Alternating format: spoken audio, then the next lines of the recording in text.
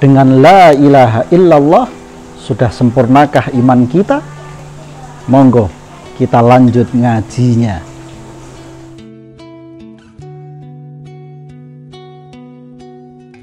Assalamualaikum warahmatullahi wabarakatuh. Alhamdulillah wassalatu wassalamu ala rasulillah wa ala alihi wa sahbihi wa mawalah. La haula wa la quwata illa billah, amma ba'dah. Sedulur sedaya rahimakumullah, semoga Allah Subhanahu wa taala senantiasa memberikan karunia kepada kita semuanya, sehingga kita semuanya selalu diberikan kesehatan zahiran wa batinan, selalu diberikan rizki yang barokah, manfaat dunia akhirat, dan semoga channel ini benar-benar bisa memberikan manfaat untuk sedulur sedaya. Oleh karena itu jangan lupa subscribe, like, dan komen serta share supaya lebih bermanfaat bagi orang banyak. Sedulur sedaya rahimakumullah, pada kesempatan kali ini kita akan melanjutkan pengajian kita, yaitu pembahasan tentang kitab Safinah pada pasal berikutnya. Namun demikian, kayak saya sampaikan dulu bahwa saat ini kita di satu tempat yang istimewa bagi saya, karena ini bagian dari ma'isyah bagian dari ma'isyah kami. Semoga tempat ini memberikan keberkahan bagi kami sekeluarga. Allahumma amin. Sedulur sedaya rahimakumullah, mari kita lanjutkan pada pasal yang akan kita lanjutkan, yaitu pasal tentang kalimah la ilaha illallah. Bismillahirrahmanirrahim. Nanti akan kita tampilkan. Bismillahirrahmanirrahim. Faslun utawi iki iku ana fasal swiji ibarate fasal. Makna la ilaha illallah utawi maknane kalimah la ilaha illallah iku la ma'buda, ora ana kang sinembah iku maujud bihaqqin kelawan hak fil wujudi ing dalam wujude illallahu kejaba namung Allah Subhanahu wa taala. Sangat singkat tapi maknanya akan sangat panjang sekali bila kita urai. Sedulur sedaya rahimakumullah. Nah, pada pasal ini Syekh Salim membahas tentang makna la ilaha illallah.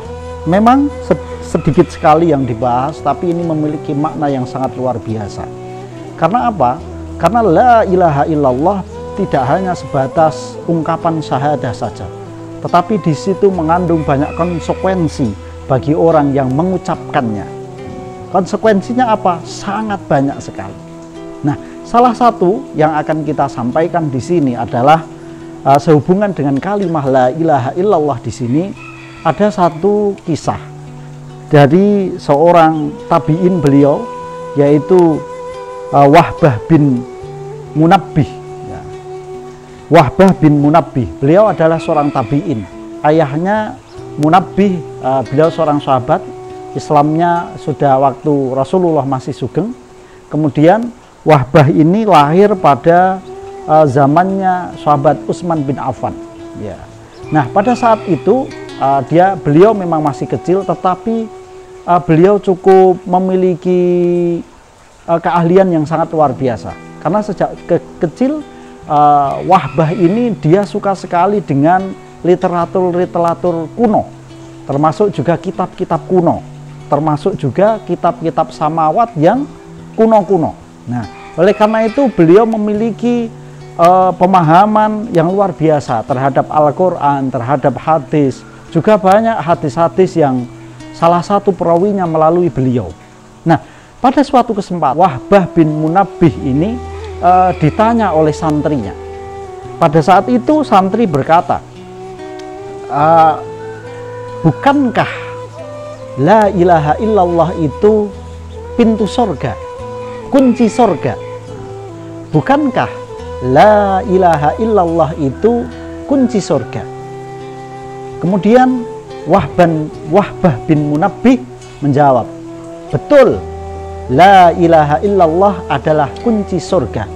Tetapi ketahuilah bahwa yang namanya kunci, ya, yang namanya kunci dia memiliki gigi-gigi atau jeru, apa ya itu, gigi-gigi atau ringgit-ringgit gitu ya.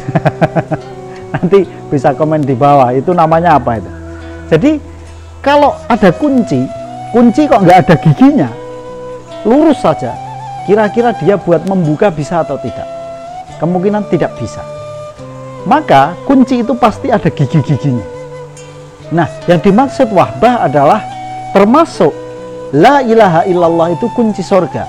Tetapi di situ la ilaha illallah bisa menjadi kunci surga yang sebenarnya ketika di situ ada gigi-giginya.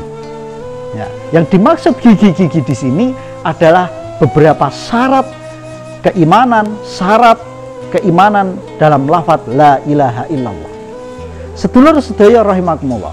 Nah, Wahbah bin Munabbih menyampaikan bahwa gigi-gigi kunci surga itu ada 7. Ada 7. Ya, mungkin kebalik ini di tempat panjenengan. Ada 7. Yang pertama adalah ilmu. Yang kedua al-yakin. Yang ketiga as-sidqu. Yang keempat al-inqiyad. Yang kelima al-qabul. Yang keenam al-ikhlas. Yang ketujuh mahabbah. Sedulur sedaya rahimakumullah, dalam hal ini kami akan menyampaikan 7 syarat ini tidak hanya sebatas hubungannya dengan kalimah la ilaha illallah, tetapi juga secara umum akan kita sampaikan. Jadi tidak hanya sebatas hubungannya dengan kalimah la ilaha illallah, tapi ini sehubungan dengan praktek kehidupan kita bersama. Sedulur sedaya rahimakumullah, yang pertama adalah ilmu. Secara khusus, secara eksplisit memang khusus ilmu di sini adalah kita harus benar-benar mengenal Allah Subhanahu wa taala, sifat-sifatnya, kemudian zatnya dan lain sebagainya, bahkan asma-asma beliau yang terbaik. Tetapi secara umum bahwa kita pun harus memiliki ilmu dalam mengarungi kehidupan ini, menjalankan konsekuensi la ilaha illallah. Oleh karena itu apa? Penting bagi kita yang namanya selalu thalabul ilmi, mencari ilmu, mencari ilmu, mencari ilmu. Karena itu syarat mutlak bagi sedulur sedoyo, bagi kami, kita semuanya, untuk apa? Selalu menjaga keimanan kita. Karena hanya dengan ilmulah kita akan bisa mendapatkan keimanan yang semakin dalam, dan semakin dalam. Sedulur sedoyo rahimakumullah. Yang kedua adalah al-yakin. Kemarin kita sampaikan, al-yakin di dalam keimanan kita adalah al-yakin bila syakin. Al-yakin bila syakin. Suatu keyakinan tanpa adanya keraguan-raguan di dalam hati kita. Termasuk ketika kita mengimani la ilaha illallah, lafal itu kita benar-benar harus yakin bahwa Allah ada wujudnya. Allah adalah Tuhan kita, pangeran kita panjenengan sedaya. Itu yang harus kita yakini. Bila mana secara umum, ya, secara umum bahwa kita juga harus yakin terhadap segala hal yang berhubungan dengan keimanan. Kemarin sudah kita sampaikan iman kita pada Rasul dan lain sebagainya, kepada takdir yang lebih-lebih, karena itu yang berhubungan dengan kehidupan kita. Oleh karena itu kita harus memiliki keyakinan yang sangat luar biasa di setiap takdir Allah Subhanahu wa taala, bahwa itu semua benar-benar kembalinya yang mengatur adalah Allah Subhanahu wa taala. Bahkan kita juga diberikan pelajaran yang sangat luar biasa tentang keyakinan. Ketika kita melakukan segala hal, kita entah itu usaha, entah kerja, entah apapun itu, kita harus lakukan dengan keyakinan penuh bahwa Allah Subhanahu wa taala akan memberikan keberhasilan kepada kita semuanya.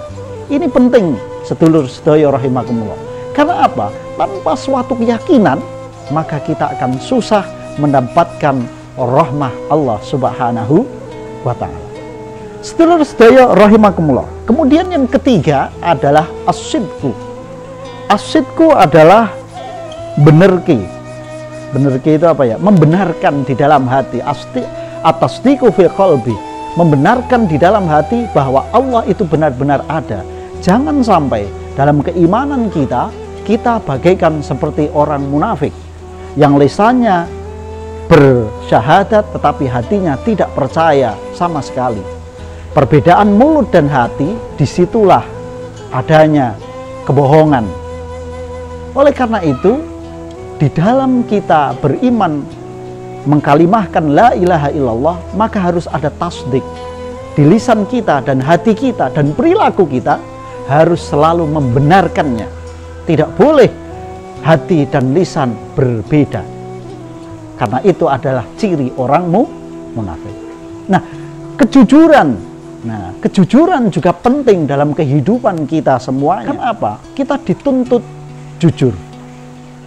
Kosok balinya itu lawan kata. Lawan kata dari jujur itu apa? Bohong. Artinya apa? Kalau kita jujur, maka kita tidak boleh bohong.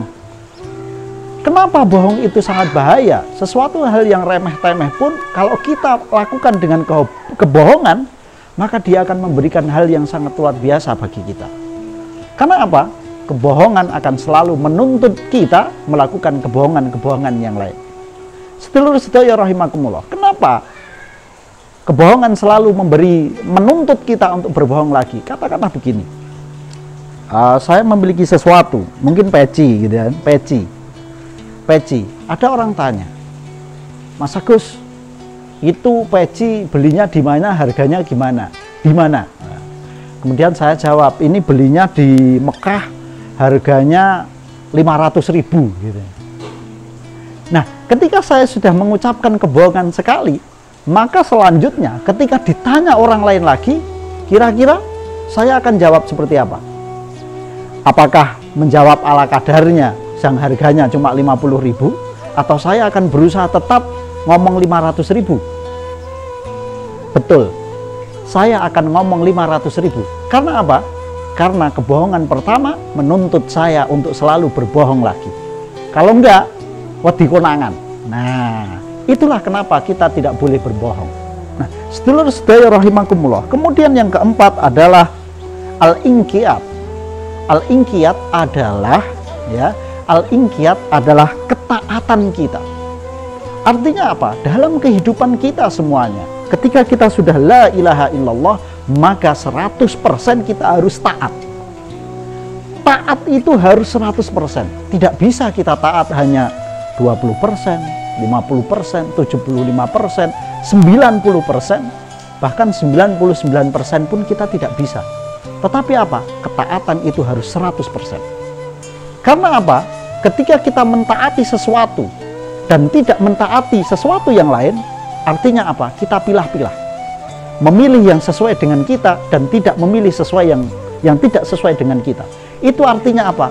Artinya itu bukan ketaatan. Nah, oleh karena itu apa? Penting bagi kita. Mungkin kita sampai hari ini ibadahnya juga belum benar semua. Nggak masalah, nggak apa-apa. Tapi jangan sekali-kali kita meniatkan meninggalkan satu kewajiban kita. Walaupun memang kadang kita keterucut dan lain sebagainya. Itu proses kehidupan ketaatan kita kepada Allah. Tapi jangan sekali-kali kita meniatkan diri untuk tidak taat kepada Allah dalam satu hal saja. Nah, sedulur sedaya rahimakumullah. Kemudian yang kelima adalah al-qabul. Artinya apa? Kita harus menerima. Kita sudah mengimankan, sudah la ilaha illallah, maka kita harus menerima konsekuensinya. Konsekuensi keimanan, kita harus melaksanakan syariah Allah Subhanahu wa ta'ala. Pun demikian di dalam kehidupan kita sehari-hari, kita pun harus menjalankannya.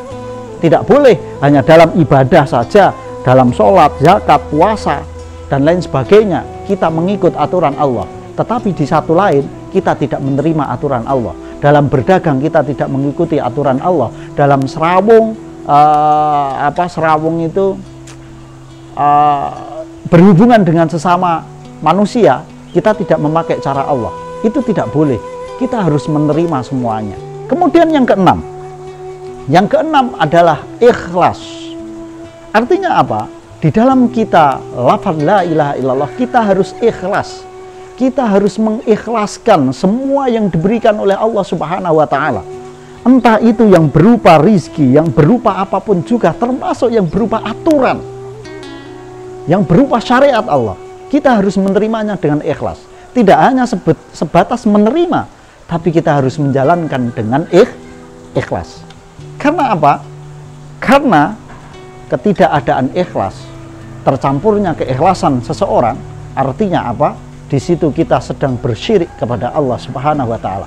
Kita sedang menyekutukan Allah, sedang menyandingkan Allah dengan sesuatu yang lain. Itu sangat bahaya untuk keimanan kita. Oleh karena itu apa? Ikhlas menjadi hal yang penting bagi kita semuanya.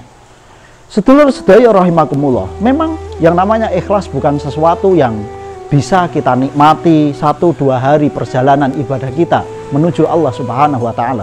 Tetapi butuh proses panjang pembelajaran kita. Oleh karena itu, kenapa kita setiap hari harus belajar? Kita setiap hari harus mengaji. Karena disitulah hati kita akan tertata dengan kebiasaan-kebiasaan kita mengaji. Untuk apa? Melenturkan hati kita.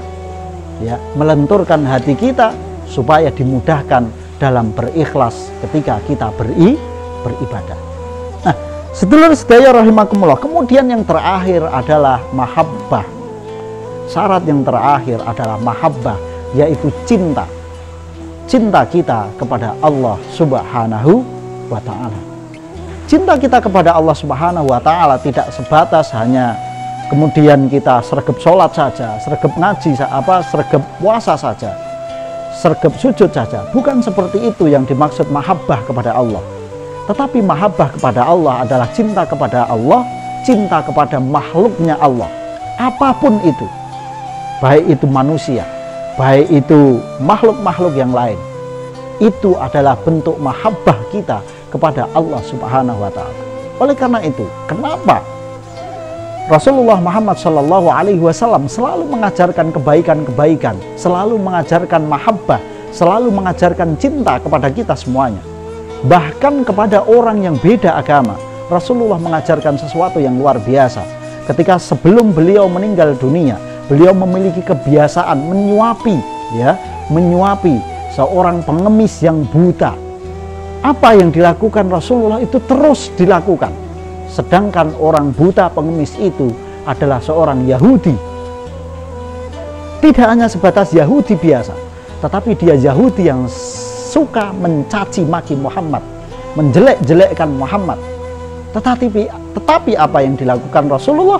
Dengan cinta beliau tetap menyuapi dan mendengarkan ocehan-ocehan orang itu untuk mencaci maki beliau. Beliau tetap tersenyum, beliau tetap sabar menyuapinya. Coba bayangkan, seandainya posisi kita, posisinya seperti Rasulullah. Kira-kira apakah sedulur sedaya akan tetap menyuapi? Atau mau mengaploki? Nah, itulah pribadi luar biasa Rasulullah Muhammad SAW. Arti penting mahabbah kepada Allah Subhanahu wa Ta'ala. Sedulur sedaya rahimakumullah, itulah ketujuh syarat bagi kita untuk menyempurnakan kalimah kita la ilaha illallah. Oleh karena itu, sedulur sedaya, mari kita selalu belajar dan belajar. Apa yang bisa kita pelajari, kita ngaji bareng-bareng. Apa yang sudah kita dapat, sedikit demi sedikit kita amalkan. Tidak harus semuanya langsung, karena mengamalkan semua ilmu yang kita miliki bukan hal yang mudah. Tetapi juga jangan sampai sama sekali tidak ada yang menjadi amal bagi kita dari ilmu yang sudah kita kumpulkan. Demikian yang bisa saya sampaikan, semoga sedikit memberikan manfaat bagi kita semuanya. Wassalamualaikum warahmatullahi wabarakatuh.